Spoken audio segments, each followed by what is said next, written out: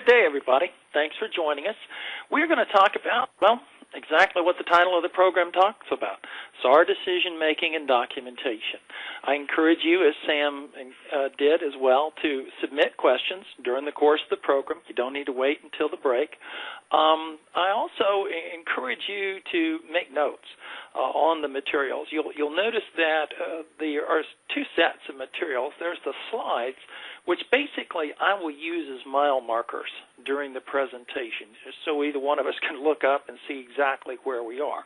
But most of my remarks will come from the handout, which is some very near 40 pages, and it is intended to be a continuing resource for you. So most of the notations that I think you would be making would be on the handout, and again, that's where most of my remarks will come from. So this particular program about SAR decision-making and documentation is indeed about developing a SAR filing process within your institution. We're not going to focus on filling out the form or what goes in what box. We did a seminar on that on Bankers Online just a month or so ago, and it was very well attended. So I'm assuming you're already familiar with either the legacy SAR or the new SAR, the FinCEN SAR Form 111.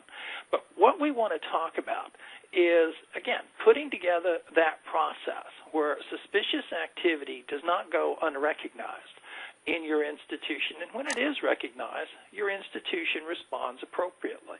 So the goals are pretty much spelled out on the first page of the materials. We'll talk about the legal requirements for suspicious activity reporting.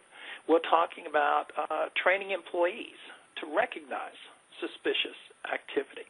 I think it goes without saying that your employees didn't come to work for your institution with a full understanding of what money laundering and various other financial crimes might look like. So we cannot assume that they have that information unless we have already provided them. We also have to create a mechanism, something in your institution that moves information from point A to point B. My experience in banking is that information moves laterally. In other words, if a fact is discovered about one of your customers' activity, that fact will spread among that department. It will not go upward unless we push it upward. So what we're going to try to do is to develop a structure that pushes information up to the decision makers and the analysts in connection with suspicious activity reporting. So that procedure that we're going to put in place is for the purpose of moving the information upward to that group of people that I talked about. And then finally, we'll develop a decision-making process. The decision-making process in your institution may be one individual. It may be a committee. Oftentimes on Bankers Threads, on Bankers Online, there is a debate about the use of committees for SAR decision-making. If you want to look at those debates and what opinions various bankers might have, I encourage you to search the threads for that particular topic. I'm going to advocate the use of a committee, even though I've heard some of the drawbacks that bankers correctly cite about committees. I'm going to try to convince you that the SAR decision-making process really should be a group effort within your institution. And finally, what we're going to talk about doing is filing the SARs themselves, making sure that we've done it accurately and in a timely fashion. So the overall purpose of this program is to help you build something within your institution that an outsider can see. It's not really enough that we do things well. What we have to do is to build a visible process where it's clear to an outsider that we do this well and that we would do it well time after time after time. In other words, we do not make one-off decisions about analyzing SAR filing information. We make an analysis that we are consistent, where we consider the same facts, we involve the same people, and in other words, our SAR filing processes overall are predictable. So we're talking about essentially building a structure that we could show to an outsider. There on page 2, again, I encourage you to follow along in the handout during the presentation and to submit questions when and if you see fit. There are some sample policies and procedures in these materials. My experience is that bankers love sample policies and procedures. They are not one size fits all. Instead, they are, here's something that I want to show you as an example. As we go through and talk about them, you may realize that I'm going to criticize some of the things that they say and point out, well, this could have been done differently. And the value of a sample to you is that it saves you time, because you say, well, I think it's readable, but this is not the way I want to do it, or this is not the approach that we would take. It is far easier to edit than it is to write. So the samples are there. I encourage you to use them. You may be able to craft them into something that is very workable for your institution. But again, we can't have a visible structure unless we have written policies and written procedures. There on page 3 in the materials, let's talk about the requirements for filing suspicious activity reports. There remain 4 federal functional regulatory agencies, the FDIC, the Fed, the NCUA, and the OCC, listed there on page 3. Each of those agencies has a regulation that requires your institution to file suspicious activity reports. What I want you to please realize is that the Department of the Treasury, aka FinCEN, also has a regulation that requires you to file suspicious activity reports. There's not one regulation that affects your institution on SAR filing. There are 2.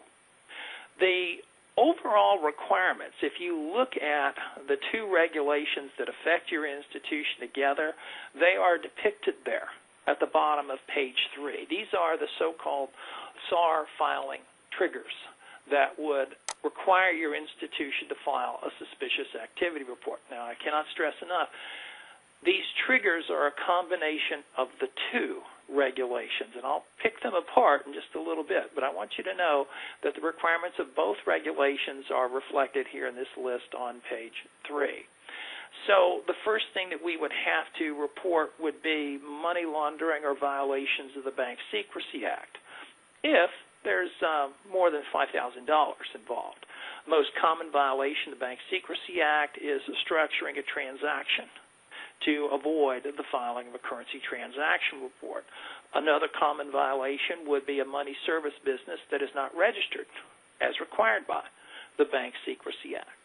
Also, insider abuse. You will notice there is no $sign in that second box.